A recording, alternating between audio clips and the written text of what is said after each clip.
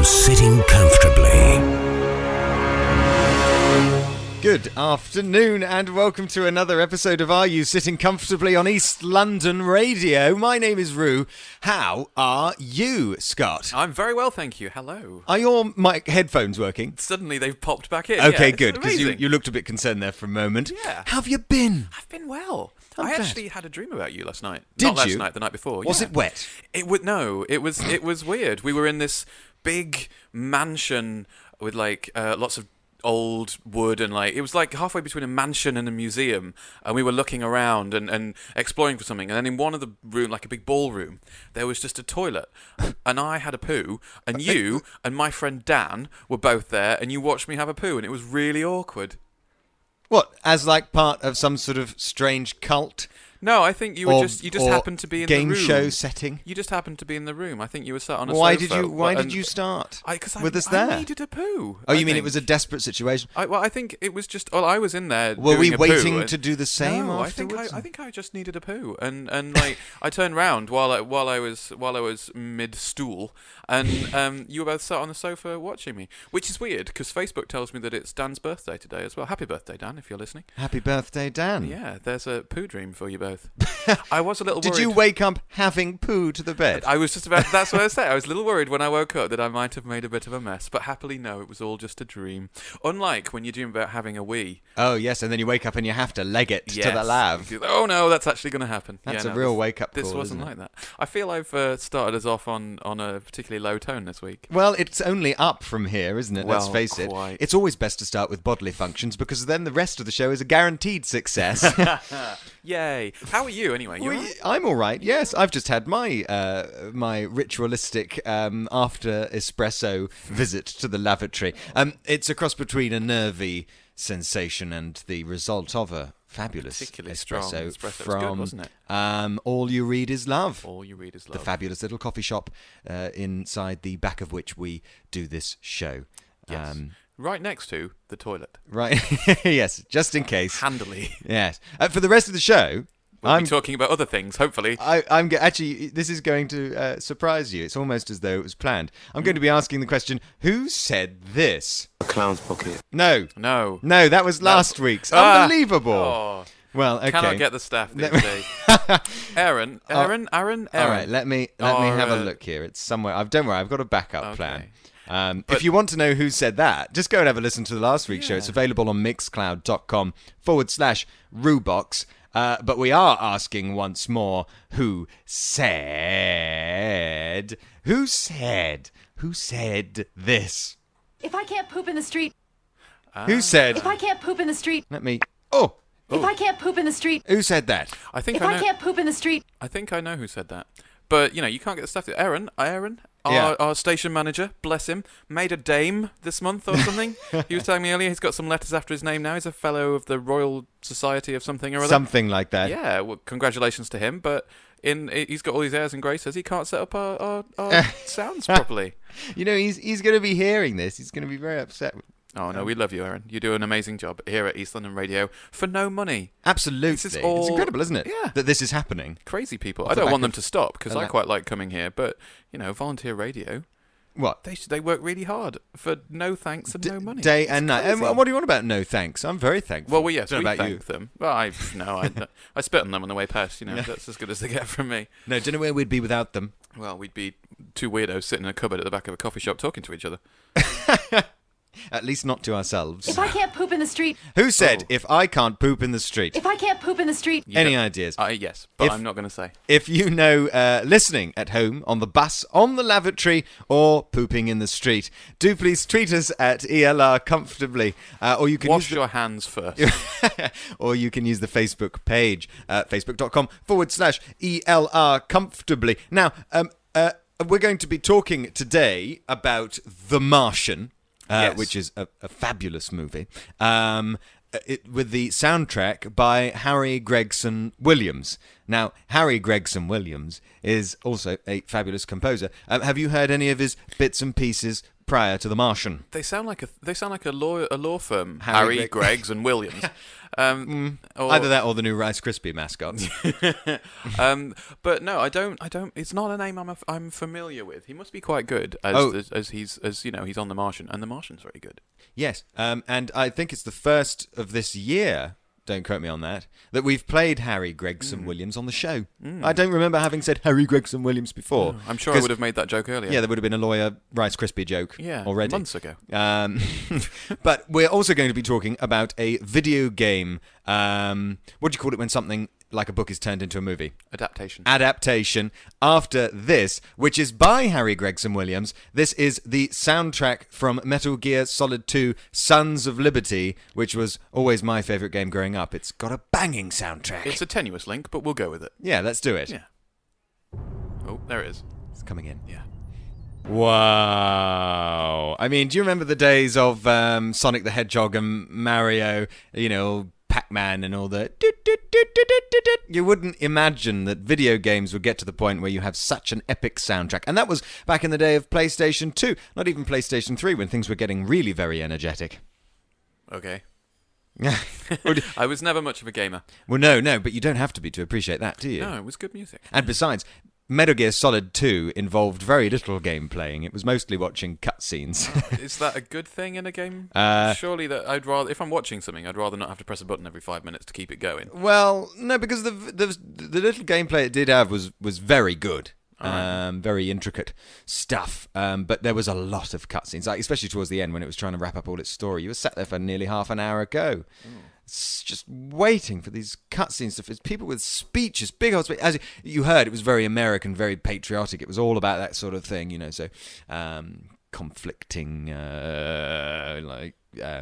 secret groups of people in charge of the country and people fighting against them, and sounds tedious. And secret groups of people that even the secret groups of people don't know about. Ooh. And they don't even know that they're in a secret group. Nobody told them. It's all about secret groups. It's very good. Okay. It's a bit twisty-turny, layered, heavy. Yeah. Angry Birds, then. Angry Birds. Yeah. Yes. We're talking about Angry Birds. The film adaptation version where the Angry Birds now have arms and legs. What did you think of the trailer, Scott? I like the direction it's gone in, rather than it being... Really? Well, yeah, it seems interesting. I thought it seemed kind of bland. Well, like it could be any old animated movie. They've just thrown the Angry Birds in. Yeah, I get that, but at least they don't seem to have gone the pigs are the obvious bad guys. Well, they are. They're there. They're in it. They're in it, but they're not like, hello, we're the bad guys. They just seem to be some other people who've arrived that are a bit different. Maybe there are whole themes about racism and accepting other cultures. Maybe it'll surprise us, and it'll have some real deep and meaningful stuff in there. But I liked that there was an Angry Bird support group, rather than it just being about them waging war on the pigs. It seems like a little bit more thoughtful than that. And is it Jason Sudeikis? That's who I want to say. Jason Sudeikis? No, that's two people whose names I've squashed together. Who is Jason Sudeikis? No, you're right. Jason Sudeikis. Sudeikis. Yeah. Yeah, he's the guy from that film that we watched. And it's going out my head. He does a lot of comedy stuff. I want to say The Vacation. But no, that he's wasn't not. him. No, that's Ed Helms. That was Ed Helms. No, but I know who you mean. Yeah. I can't place... We've definitely Horrible seen him in Bosses. stuff. Is he in Horrible Bosses. Horrible Bosses? And I loved Horrible Bosses. And in fact, at the next opportunity we have, I'm going to have to play some music from Horrible Bosses. All right, then. Because it's bloomin' good. It's amusing. He's done other stuff as well, but yeah, that's the one that popped into my head first. And... Yeah, but what's Peter Dinklage doing in this? How can you be doing Game of Thrones and then on the other side of it, Pixels and Angry Birds? Who the hell is his agent? Don't they realise that he's really proved himself to be a serious dramatic actor in Game of Thrones, with a comic edge, admittedly. But what are they doing, putting him forward for stuff like Angry Birds? Well, we've all got bills to pay. Yes, but And if you're in your living room, just having a cup of tea, as I'm sure Peter Dinklage does occasionally, and you hear this beeping outside, yeah, you go and stick your head out the front door, and the money truck is emptying its load all over your front garden, as it very much were. You don't really complain, do you? But you do. You do. If this particular money truck is one that will block other money trucks from coming in, you want a money truck. Well, he's got Game of Thrones. He was in Pixels, which admittedly was so bad that I didn't want to see it, to have to talk about it on the radio, because I think that's slightly unfair because we could have gone and we could have been blown away. It could have been potentially our favourite film of 2015. it's an Adam Sandler film. Yeah, but, you never can tell. Yes, you can. It's an Adam Sandler film. That's how they I work. like to think that cinema still has the potential to take me by surprise. Cinema, yes. Adam Sandler, no. Yes, well, quite. Anyway, yeah. So he probably shouldn't have done that one. But career-wise, he's golden. He was in the X-Men movie.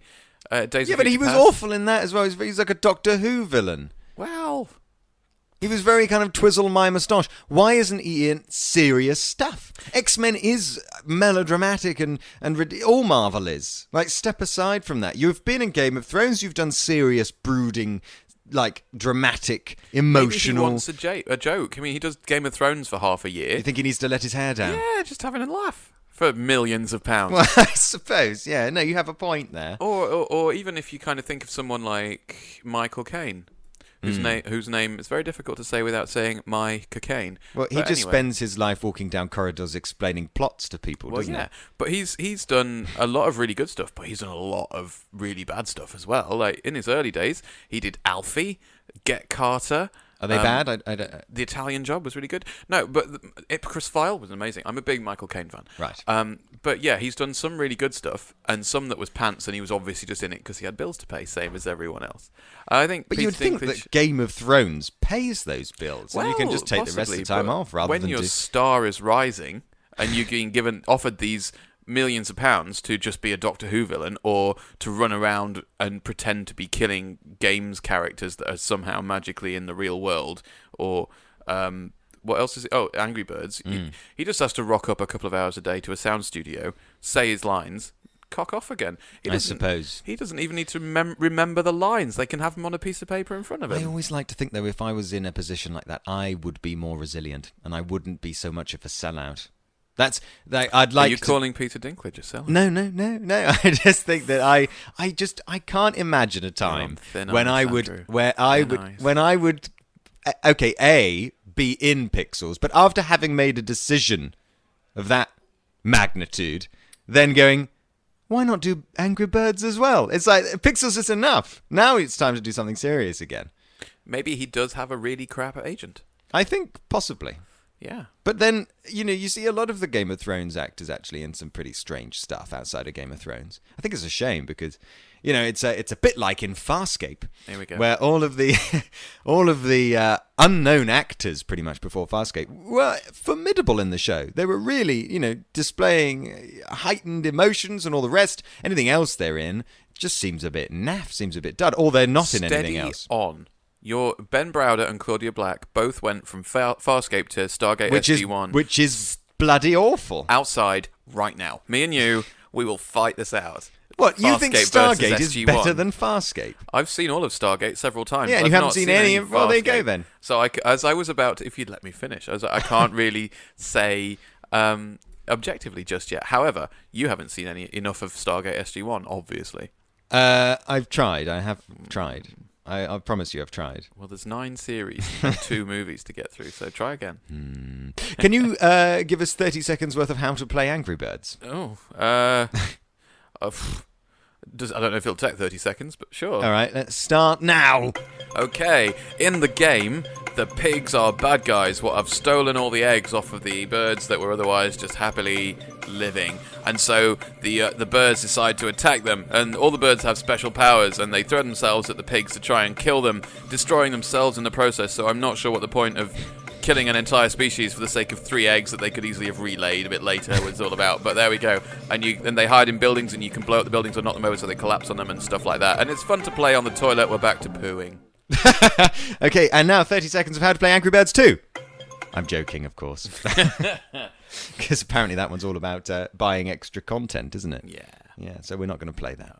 And we won't advise you do either at home. We've got some other movie news to mention just before we plunge into our second half. Stuff happening all over the place. There is. Isn't it? So Where do you want to start? there's a new Back to the Future short with Doc Brown on the way. We are very near the date from Back to the Future 2, the 21st of October, Yeah, 2015. but all the more reason not to highlight how inaccurate it was. Let it be. Leave it. It's obviously not a very true depiction of what the future turned out like. So don't like make it look even worse than it already does now in comparison. A lot of it wasn't that far off. Oh, Like some of the details in the background. No, I mean, what's you know, happened is that we feel obliged to make hoverboards and to make self-tying shoes because they dictated that's what we'd have at this time in 2015. I think that the future that we were shown in Back to the Future 2 was one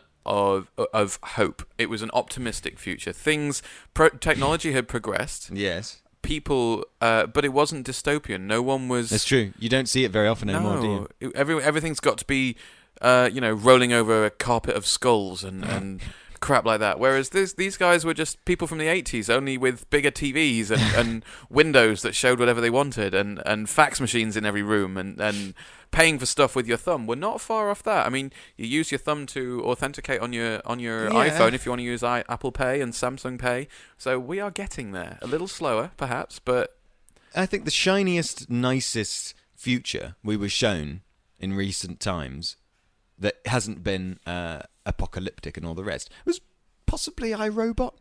Until all the robots killed everyone, obviously. But I mean, before that, it was going rather well. Yeah, I mean, that film was full of a realistic amount of advertising, at least. But yeah, I know what you mean. It's hard to find a vision of the future that's not Grimy. Yeah, Messy. Horrible. Like Total Recall. Yeah, That's pretty grimy. and I like to think I'm an optimist. I like to think the future's going to be okay. That we're going to get through this. We're going to be cool. Everything's going to be all right. Okay, are we going to get through a new Men in Black trilogy without Will Smith? Good segue. Well done. Yeah, and like we tweeted the other day, it's going to be Chris Pratt, isn't it? It's going to be Chris Pratt. Yeah. It's just so going to be Chris Pratt. Or Tom Hardy. Maybe both of them. Tom Hardy. No. He's in I feel everything, like but Tom he's a bit Hardy's too serious, too isn't above he? Men in Black. Yeah. But are they going to mimic the... Are they going to find a Tommy Lee Jones, Will Smith kind of duo, or are they going to try something new? I reckon, if anything, they're probably going to go for a man and lady combo. Do you well, diversity. Yeah. Well, yes. But Will Smith was black, so... Yeah, well, that's true. He still is, I think. I haven't checked recently, but I'm fairly certain he still is. But Sigourney Weaver isn't. No. So... Oh, we're doing it again. I was just lining up a point about Men in Black 3, but we've moved on. I was going to say, I hope they don't go too gritty and real with the remake. I think it's going to be worse. I think it's going to be sillier and they're going to push it too far. What was good about Men in Black 1 is that, and what wasn't so good about the sequels, was that it was that kind of, it was very tongue-in-cheek and very amusing, but the drama in that funny, silly universe that they had created was real drama for them, if that makes sense. Yeah, I know what you mean. It wasn't cartoony. They weren't having... No, now I feel like I'm contradicting myself. Because way back in the vacation episode, I said that if you've got drama in a comic universe, in a severely comic universe, that drama is going to be comedy. It's going to be heightened, melodramatic drama that is funny. Yeah. But in Men in Black, I don't feel like it was quite at that level of intense nonsense. It wasn't nonsense. It had its rules, didn't it? In Vacation, there was just stuff that didn't obey any laws happening. And I think if you live in a universe where that's going on, then you have to also push up the dramatic, emotional stuff into nonsense land as well. Do you think we're reading a bit much into what is essentially... No, I think that comedy films are a science, and this is the kind of thing that you have to pay attention to. If we're doing this at this level, you also have to do this at this level, and that's why stuff... I'm trying to think of really good examples of comedy. Green Wing or Malcolm in the Middle, that have this kind of 1 foot in reality and 1 foot out of reality thing going on. It's like a live-action cartoon, but the early seasons of The Simpsons were the same. They managed to punch you in the gut and make you upset. But then the later ones don't work because they're just they don't obey any rules. They don't have any laws. It's because they ran out of ideas about a decade ago. Well, it's because in the old ones, Homer used to be, the family used to be poor. They used to not have much money, so they used to be, in the episodes, trying to find ways to stretch their funds. And now in the newer ones, they can afford anything like any kind of adventures. Yeah. Any old thing, like flying helicopters or... Most helicopters fly. You know what I mean. Just nonsense stuff. I don't Anyway. know how I get onto that. But Sigourney Weaver? Sigourney Weaver, Ghostbusters. Is Ghostbusters a nonsense movie? I never watched the originals. What is wrong with you? I was waiting for that face. Ghostbusters is an amazing film. It's one of my... I've gone up 2 octaves here because of how much I love Ghostbusters. Is it a comedy? It is a comedy. It is the epitome of 80s, like, inventive, brilliant comedy. It is silly. It's fun. It's really... Is the drama real or is the drama nonsense? It's Bill Murray drama, so it's there, it's nuanced, it's fun, but it's a bit silly. But it sounds good, yeah. It's an amazing film. Is it anything like Evolution from the 90s? No, it's better. It's much better than Evolution. That was just a really long Head and Shoulders advert. I liked Evolution. Oh, dear. Watch Ghostbusters, please. Do me a favour this week and watch Ghostbusters. Well, in between reading books and stuff, back at university, got to pay attention. Nora. But yeah, she's in the new Ghostbusters film, which we were not going to call the all-women Ghostbusters film because we don't call the original the all-male Ghostbusters film. No, but that's because we live in a society where everything's mostly, or at that time anyway, male anyway. Well, yes, but we're not here to smash the patriarchy. We're here to talk about films.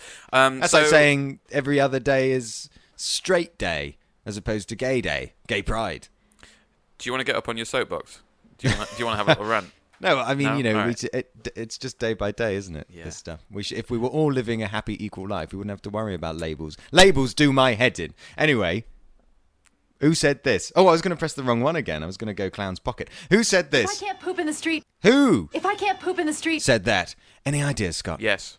Okay. I'm fairly certain I know who it is, but it's a bit early for me to reveal it, so I'm going to hold on to my thought. Well, Any ideas at home? Give us a tweet, send us a Facebook message, let us know. The answer is coming. Who said? If I can't poop in the street. But until then, we're going to play you a surprising number from The Martian. I'll give you 30 seconds.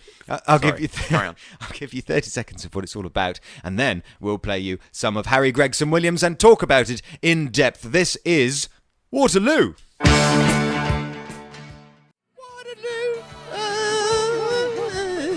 It's another way that we're somehow linking everything back to the lavatory. The word loo appearing in our songs, pooing in the street, it's all going on.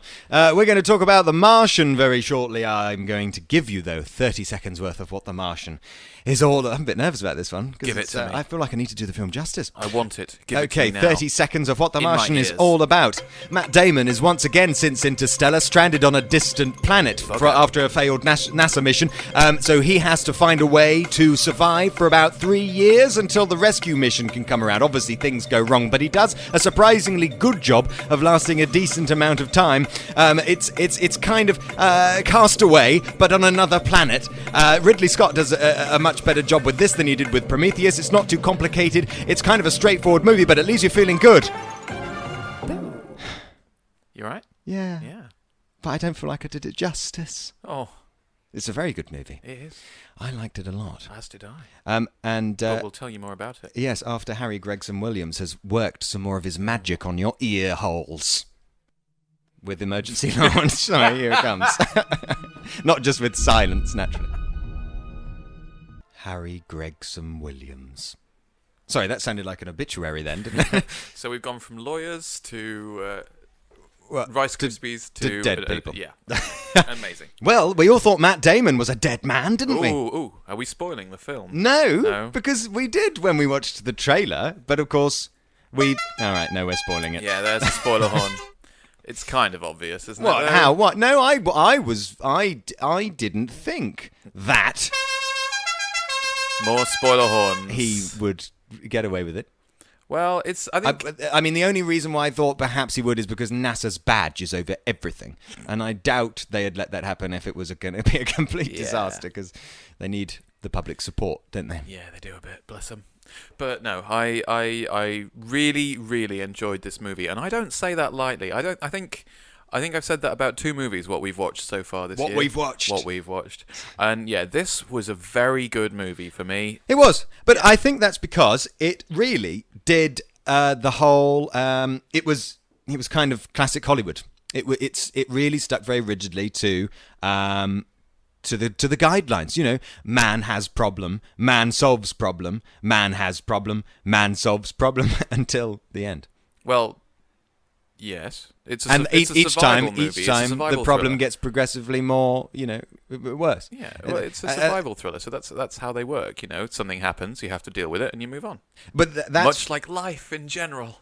That's why I read that apparently some people's take is that it's a religious movie, but it's a religious movie about science and your faith in science. Ah, interesting. I think that's a really good take, because if Matt Damon didn't have faith in his own abilities and faith in the laws of nature, of science, even though the laws there are very different to the laws on Earth, but just scientific fact, numbers, reasoning, and just being what's the word for persevering?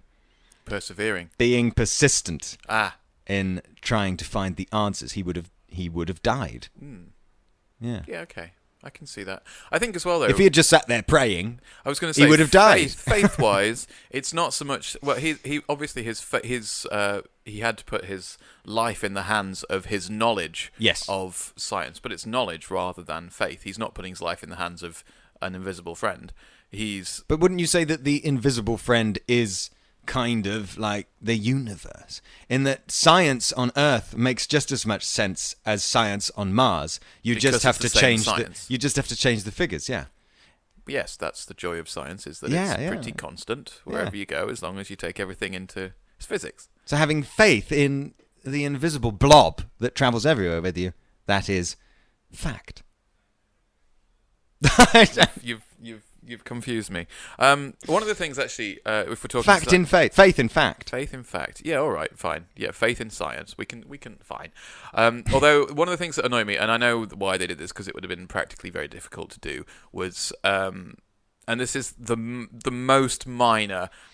This is my biggest problem. I have two big problems with this film. One of them is that the gravity was wrong, which is the most minor complaint you could possibly have. What, you mean on Mars itself? Yeah, Mars itself. The gravity on Mars is about a third of what it is on Earth. Right, so it would be a bit floaty. Yeah, things would bounce a bit more. Okay. It's kind of not quite as bad as the Moon, where it's an eighth of it is on Earth, but it's certainly a lot. Everything would be a lot lighter than it is here. Okay. Which we didn't really see, but that's fine, because that would have been really hard to do. They'd have had to have everything on strings and then take them out in post-production, which would have been very silly. So fine, winning suspension of disbelief. We can get rid of that. The other thing, if we can do it for Pixels, we can do it for this. I didn't do it for Pixels. I don't want to talk about that film ever. I don't want to spend any more of my brain. In fact, I am sad that there are bits of my brain that will forever hold the memory of the trailer of that film. That alone is a waste of my brain cells. Yeah, I mean, it's at times like this you want that chair off Total Recall to just be able to change your memories. And I can't even drink those memories away. I've tried. It just doesn't work. Anyway, but the thing for me that really that made this film unbelievable, that ruined this film for me. Ruined it? Well, steady on there. Yeah, the thing that got me, that broke this film for me. Yeah. Sean Bean survives to the end.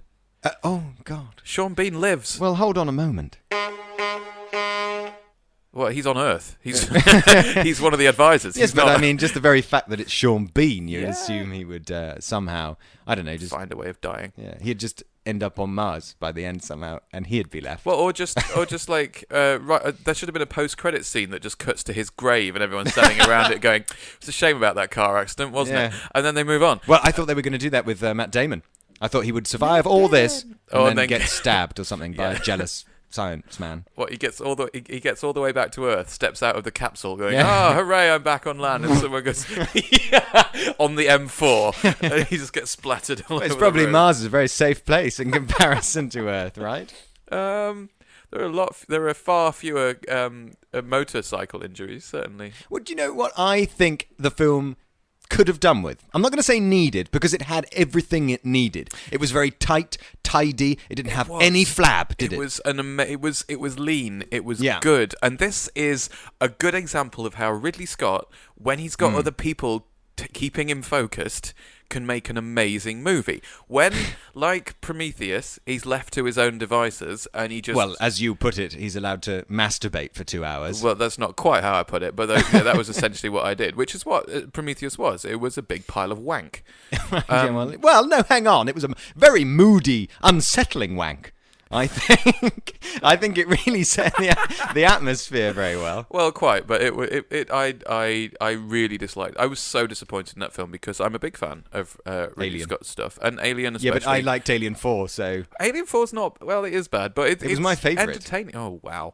Have you seen 1, 2, and 3? Just to check. Yes, you have. Yes, and I quite liked 3 as well. So I mean, I'm clearly You are doing this wrong. You are. How are you? I'm no judge. Are you sure you didn't put the DVDs in the wrong box? No, okay, I understand why people like Alien 1 because it's a very slow burner and you can feel the tension building. And Alien 2 is just lots of screaming and running about with guns, and I don't like any film like that at the best of times. Alien 3 was more of it seemed to be saying more about people than aliens. And Alien 4 was, I thought, much darker, and I always like it when it goes into... But without losing its kind of wit as well. It was dark with wit. Yeah, and I enjoyed that even with Alien 4, they tried to give it something new because they had the evolution of the aliens towards human form, which was interesting, and also the alien underwater was the standout bit, the scary bit where it's just whipping its tail and it's moving faster than you can swim and it's coming forward and you've got to hold your breath as well, and all that I really liked.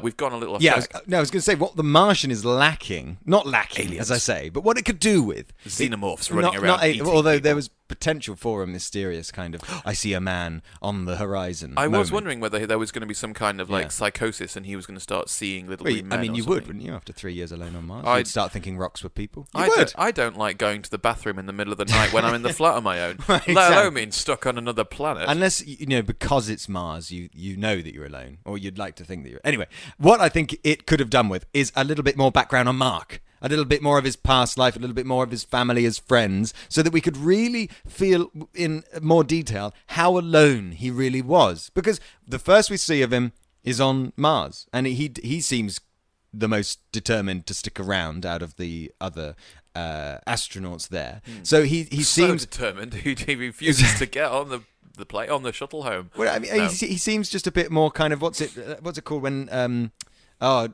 you don't really think about the repercussions.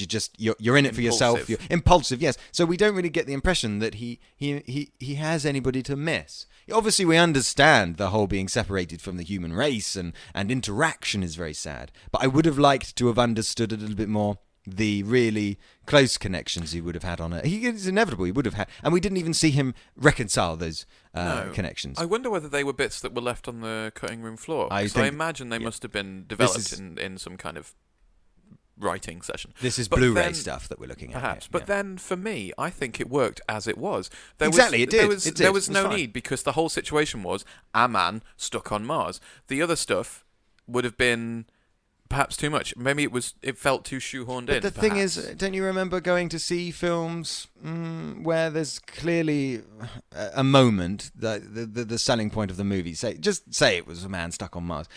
And there would be a good half an hour before he even goes. Because you have to set that up, that emotional yearning for Mars, and then you can flip it and have the yearning for home again, which is exactly what happened in Farscape. I think it worked fine as it was. I think all the emotional kind of stuff we got between him and his teammates, especially because they had to leave him behind and then they realise, and all of that was really, really well done. So what it you're wasn't saying over the top. It was nice. You would have rather have had, which you got, more time on Mars, dealing with that in a proper way, in an unrushed way, than sacrificing Mars time for family time on Earth. I didn't feel that anything was rushed in the Mars. This is exactly it. So I would rather it as it was than take some of that time of him on Mars and replace it with a sad wife or some kids going, "Daddy, when are you coming home?" or something. Yeah, no, not at all. Lack of peril, do you think? It was full of peril. No, not peril. No, Prometheus peril. Like, I've got a baby squid in me. What am I going to do? This was. I don't want him to give birth to a baby squid. Instead, he's got no food, a he's only got one working oxygen-making machine. No, but there wasn't peril. Over moments like that, they were playing bloody Waterloo. We needed a little bit more of Harry Gregson. Juxtaposition of light-hearted music, which is all he was stuck with, which was a nice plot point as well. Well, yes, I agree. Compared against life and death situations where one tiny wrong move and splat, he's smeared across this reddish landscape for the rest of eternity. You've just reminded me of one thing. You know, he brought buried out of the ground the was it plutonium? Radioactive. Yeah. Nothing happened. Nothing went wrong with that. I was really expecting something to go wrong with that. Well, no, because again, he did say that if it breaks, it'll kill everyone around it. So if it had broken, there was no way he could have MacGyvered But he could have seen it explode behind him when he blew off in the rocket. I don't think it was explosive. I think it just leaked a lot of radiation. It would just that would have been a fantastic ending. What, for him to die of radiation No, if poisoning? it cut to him on his deathbed. Oh, it must have been the radiation. Now I've got to deal with this. Well, no, there wasn't any radiation. That was the point. No, but it was still inside the. Yeah, but if he was wrong about that, I think it would have been grim, yes, but it would have been a nice twist on he got away, but damn it, life, you know? Oh, so unfair. Well, everyone dies. That's not so much a spoiler as it is an existential truth. You know, we're all going to die at some point. So it's not like he got off Mars and now he's immortal. On that death note, all right. I'm going to ask one more time. Okay. How is it a death note compared to pooing in the street? Who said this? If I can't poop in the street. Hang on, who said this? If I can't poop in the street. Right, okay, we're going to reveal the answer after this sad music. All right, can I have a quick guess? Can I have a guess Go on. about the who said that? I might. Sorry, I'll try again in English. Go on. My first thought was Kristen Wiig. It's not. Wiig. Because she's in The Martian and she's in Bridesmaids, where one lady does actually poo in the street, but it's not. Okay. Well, that was it. But does she poo in the street? She does not. However, her friend does, and it's her fault that they poo in the street. Well, kind of. I just remember all the vomiting from that movie. I don't remember the pooing. Well, it was around the same time as the vomiting. Do you remember Melissa McCarthy screaming, "It's coming out of me like lava"? No, I don't. I really need to rewatch that and Ghostbusters. You need to watch Ghostbusters. That is an amazing film. Messages from Hermes by Harry Gregson William is going to make us cry a little bit, I think. Oh. And then it's the end, unfortunately. Oh, that'll make me cry. Yeah. I think that's a lovely piece of music. It's all right. I've heard worse. At least it's not ABBA. At least it's not ABBA, yeah. No, I like a bit of ABBA. Just not during very intense scenes where one spacecraft is trying to connect to another, and we need Harry Gregson Williams for that, I'm afraid. It was just a slight misuse, I think, of music. No, not that ABBA is bad by any stretch of the imagination. Not that ABBA is really music. So, our ultimate verdict, would you rather watch this movie or be stranded on Mars? I love this movie. I am recommending it very, very highly. This is one of my top 3 of the year, I think, so far. Yes, same here. We're actually going to have to do a proper list, aren't we? Yeah, at the end of the year or beginning of next. Yeah. Something like that. We've been asking the question for the entirety of this episode, who said this? If I can't poop in the street. Who said? If I can't poop in the street.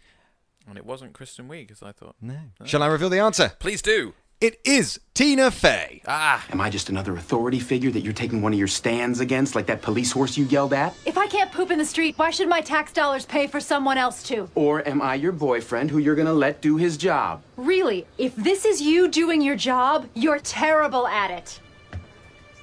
Think about what you're doing. You are making a choice here. I am not just a passenger. And the captain has turned on the fasten seatbelt sign. All passengers, including any lipless middle-aged women in lesbian clown shirts, should please take their seat at this time. So Matt Damon was at one point in 30 Rock Tina Fey's boyfriend. He was. He was a pilot. He was. Called Carol. Yes. Yeah, which apparently is a boy's name now. Just as same thing as a spaceman, really. Yeah, just a little bit higher. Yeah. And they were having an amusing disagreement there in an episode, which I think is my favourite so far. Really? Yeah. Have you not watched the whole thing yet? Not the whole thing. I've still got like 1.5 seasons to go, I reckon. But yes, it was a very good episode. Matt Damon has good comic acting abilities as well. He does. Yes. And our final track is in relation to 30 Rock by Jeff Richmond. Do you know Jeff Richmond did all of the music for 30 Rock and... I'm just worrying if this is true now saying it. But I think Jeff Richmond is Tina Fey's... No one's going to check. Tina Fey's Say what? boyfriend, Tina Fey's husband. In real life. In real life. IRL. Yeah, so good that she can rely on him to do such fabulous music for her hilarious show. Yeah, it's probably cheaper too. Yeah, probably. Get mates rates. I feel like we've had a good old show. Yeah, we've done all right, haven't we? We've still got a couple of minutes to go. Are we just kind of padding out now till we get to our final? No, because we've got to play the final track before the end. Bomb. What All do right. you mean? I was just saying I enjoy this, but you're not going to be here next week, are you? Next week I will be in Cardiff, probably horrifically hungover at this point on Right. Saturday morning, which is going to be fantastic. I'm going to the Iris Prize Film Festival in Cardiff, which is a lot of fun. You'll have to bring us back some news. Well, I will. I'll take my little microphone. Maybe I'll do a couple of little interviews while I'm there with some up and coming filmmakers. It's a lot of fun. I think it's Europe's biggest prize in a film festival. £35,000 is up for grabs. Wow, that's a lot of money for startup filmmakers to make their next film Yeah. in the UK. Yeah, it's brilliant. I've been the last 4 or 5 years now, and I love it. Everyone there is amazing, and I look forward to it every year. So yeah. Well, I don't quite know who I'm getting in the studio yet, but I do know that I hope to be talking about Macbeth. Yes, which looks visually just incredible. Yeah, I'm actually sad I'm not going to be here to talk about that with you. The trailer makes it look as though the whole movie will be in slow motion, which I hope it isn't. It's already a very long film. I mean, the play is like 2-3 hours. So hopefully it's not going to be that long. As you know, I do have a lot of wheeze if movies go on for too long. Do. And there we are, full circle. I think we should started perhaps, in the toilet. Let's finish. Oh, perhaps don't have a Tango Ice Blast this time. So we're Anyway. playing some Jeff Richmond from 30 Rock. This is just the long version of the theme tune, which is bloomin' lovely. All right, then. A lot of fun. Thank you for listening. Thank Have you. a good weekend. Take care. Bye. Join us next week for another thrilling episode of Are You Sitting Comfortably?